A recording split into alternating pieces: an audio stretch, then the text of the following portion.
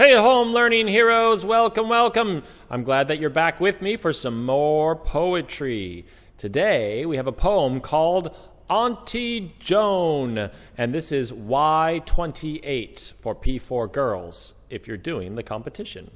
All right, let's have a look at this poem together. There are 4 parts, and we'll go through so you can hear the words clearly, and we can kind of understand what this silly poem is about. And then I'll perform it for you just the way that I might want to do it, and you can get some ideas. But I also want you to find your own style. Think about where you can use the language to make the story come to life. Okay, let's have a look at the title first. Aunty Joan.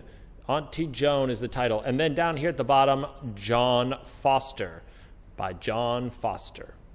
All right, at the top, first part.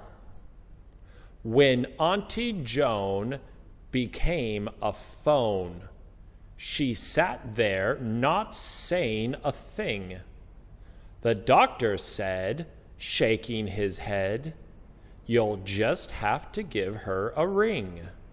So phone and Joan rhyme, and they have to wake her up. She's a phone now, I guess. We had a try, but got no reply. The tone was always engaged. "She's just being silly," said Uncle Billy, slamming down the receiver, enraged. That's a good word. Enraged means really, really angry. Now, this is a poem about a phone. Now, back in the day, a long time ago, we had actual things that were phones you had to pick up and put down. And the thing you held in your hand, hello, was called a receiver. We don't really have those anymore. You probably never seen one before. And if you were on the phone talking or you had the receiver in your hand, then nobody could call you. It would just be engaged. That means the line is already in use. I know, we lived a long time ago. All right, let's keep going. Next part. "Alas, I fear," said the engineer, who was called in to inspect her. "I've got no choice. She's lost her voice. I shall have to disconnect her." To disconnect is where you actually had a wire you had to take out of the phone, and then it wouldn't work anymore. Alas, that's an interesting word. Alas, right here. Going down. Oh, and be careful. Who was called in to inspect her? Into, in. Don't get tripped up there. Last part. "The phone gave a ring. You'll do no such thing," said Auntie's voice on the line. I like being a phone. Just leave me alone, or else I'll dial 999. Now, do you know what 999? It's the police, right? So I'll call the police, but she's the phone, so she just has to dial the police. Okay, what an interesting poem that is.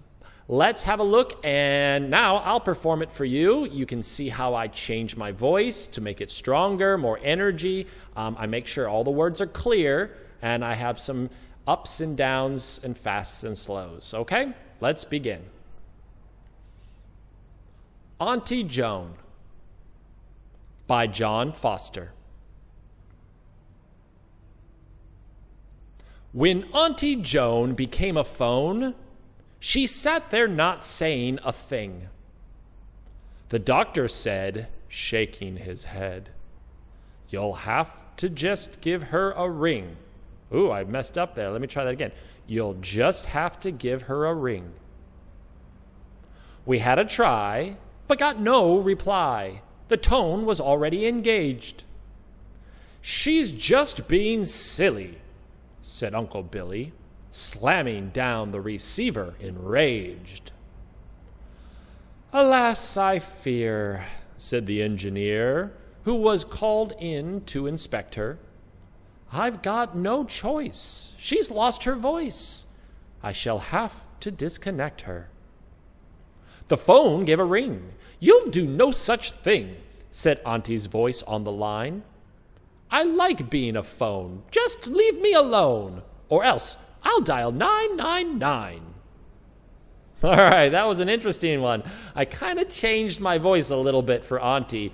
You can decide what you want to do. If you're going to change your voice, make sure you still have very clear words.